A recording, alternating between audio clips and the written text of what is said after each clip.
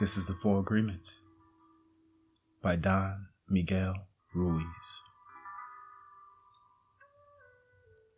We're continuing in chapter 2, the first agreement. Picking up on page 41, bottom of the page.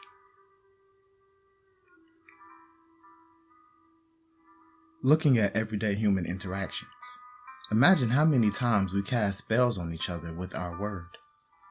Over time, this interaction has become the worst form of black magic, and we call it gossip. Gossip is black magic at its very worst because it's pure poison. We learned how to gossip by agreement. When we were children, we heard the adults around us gossiping all the time, openly giving their opinions about other people. They even had opinions about people they didn't know. Emotional poison was being transferred along with the opinions, and we learned this as the normal way to communicate. Gossiping has become the main form of communication in human society. It has become the way we feel close to each other because it makes us feel better to see someone else feel as badly as we do. There is an old expression that says, misery likes company. And people who are suffering in hell don't want to be all alone. Fear and suffering are an important part of the dream of the plane. They are how the dream of the plane keeps us down. Using the analogy of the human mind as a computer, gossip can be compared to a computer virus.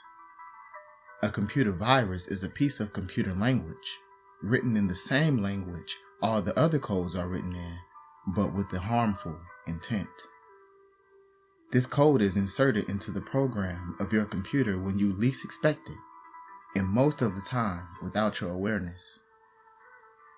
After this code has been introduced, your computer doesn't work quite right, or it doesn't function at all, because the codes get so mixed up with so many conflicting messages that it stops producing good results.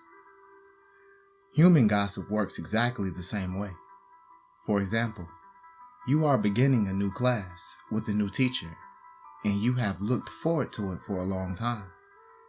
On the first day of class, you run into someone who took the class before, who tells you, "Oh, that instructor was such a pompous jerk.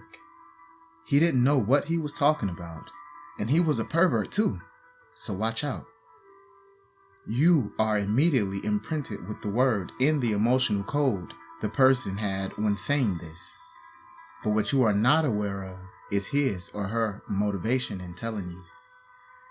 This person could be angry for failing the class, or simply making an assumption based on fears and prejudices. But because you have learned to ingest information like a child, some part of you believes the gossip, and you go on to the class. As the teacher speaks, you feel the poison come up inside you, and you don't realize you see the teacher through the eyes of the person who gave you that gossip. Then you start talking to other people in the class about this, and they start to see the teacher in the same way, as a jerk and a pervert. You really hate the class, and soon you decide to drop out. You blame the teacher, but it is the gossip that is to blame. All of this mess can be caused by one little computer virus. One little piece of misinformation can break down communication between people, causing every person it touches to become infected and contagious to others. Imagine that every single time others gossip to you, they insert a computer virus into your mind, causing you to think a little less clearly every time. Then imagine that in an effort to clean up your own confusion and get some relief from the poison, you gossip and spread these viruses to someone else. Now imagine this pattern going on in a never-ending chain between all the humans on Earth. The result is a world full of humans who can only read information through circuits that are clogged with the poisonous, contagious virus. Once again, This poisonous virus is what the Toltecs called the mitote, the chaos of 1,000 different voices all trying to talk at once in the mind. Even worse are the black magicians or computer hackers who intentionally spread the virus. Think back to a time when you or someone you know was angry with someone else and desired revenge.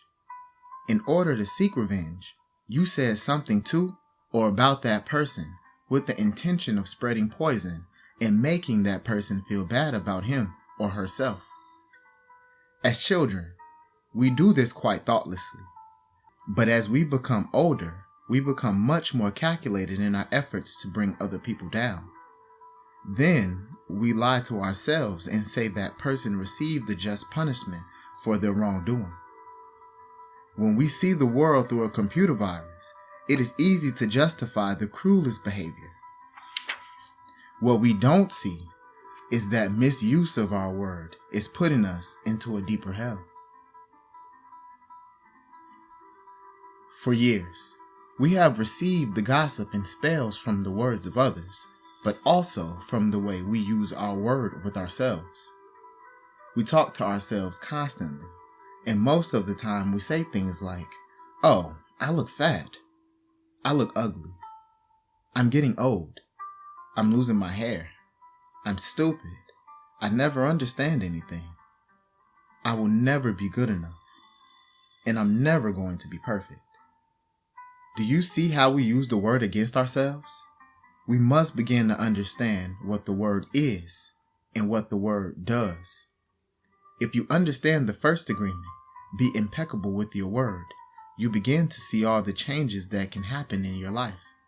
Changes first in the way you deal with yourself, and later in the way you deal with other people, especially those you love the most. Consider how many times you have gossiped about the person you love the most to gain the support of others for your point of view. How many times have you hooked other people's attention and spread poison about your loved one in order to make your opinion right? Your opinion is nothing but your point of view. It is not necessarily true. Your opinion comes from your beliefs, your own ego, and your dream. We create all this poison and spread it to others just so we can feel right about our own point of view. If we adopt the first agreement and become impeccable with our word, any emotional poison will eventually be cleaned from our mind and from our communication in our personal relationships, including with our pet dog or cat. Impeccability of the word will also give you immunity from anyone putting a negative spell on you. You will only receive a negative idea if your mind is fertile ground for that idea. When you become impeccable with your word, your mind is no longer fertile ground for words that come from black magic. Instead, it is fertile for the words that come from love. You can measure the impeccability of your word by your level of self-love. How much you love yourself and how you feel about yourself are directly proportionate to the quality and integrity of your word. When you are impeccable with your word, you feel good. You feel happy and at peace. You can transcend the dream of hell just by making the agreement to be impeccable with your word. Right now, I am planting that seed in your mind. Whether or not the seed grows depends upon how fertile your mind is for the seeds of love. It is up to you to make this agreement with yourself. I am impeccable with my word. Nurture this seed, and as it grows in your mind, it will generate more seeds of love to replace the seeds of fear. This first agreement will change the kind of seeds your mind is fertile for. Be impeccable with your word. This is the first agreement that you should make if you want to be free. If you want to be happy. If you want to transcend the level of existence that is hell. It is very powerful. Use the word in the correct way. Use the word to share your love. Use white magic, beginning with yourself. Tell yourself how wonderful you are, how great you are. Tell yourself how much you love yourself. Use the word to break all those teeny tiny agreements that make you suffer. It is possible.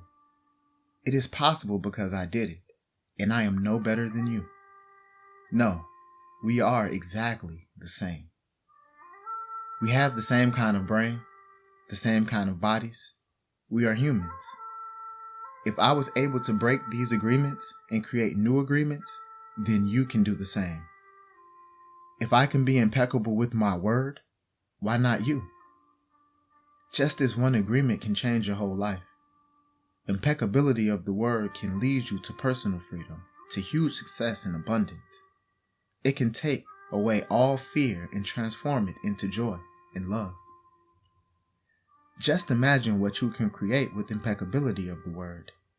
With the impeccability of the word, you can transcend the dream of fear and live in a different life. You can live in heaven, in the middle of thousands of people living in hell, because you are immune to that hell. You can attain the kingdom of heaven from this one agreement. Be impeccable with your word. That's the end of chapter 2. Next time we'll be going into chapter 3. The second agreement. Don't take anything personally.